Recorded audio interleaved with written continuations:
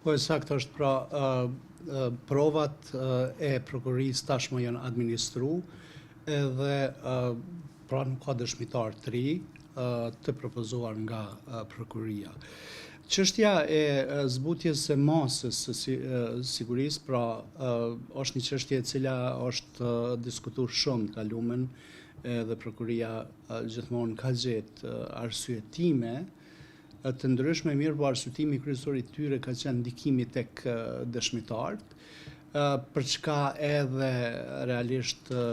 ka një akt akuzë të re për dëmtim të administrimit drejtësisë apo pengim të administrimit drejtësisë ndaj ish-presidentit Thaçi, edhe kam frikë që kjo tash do të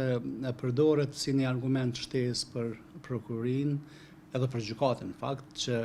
mos m'ia ndërprej paraburgimin. Realisht unë mendoj që kushtet janë pjekur që të zbutet masa me paraburgim shtëpiak apo me ndonjë masë tjetër, sepse edhe ashtu procesi ka zgjatë tepër shumë edhe për një kohë të gjatë janë të akuzuarit në paraburgim. Ne kam një bindje që nuk do të ndodhë shpejt që të zbutet masa e sigurisë. Mendoj që edhe pse realisht mbrojtja ishte dashur me pas kohën e njëjtë sikur prokuria, mendoj që kjo administrimi i provave të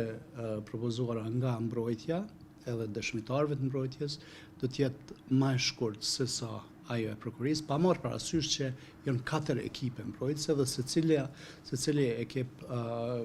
ka drejtën mi propozu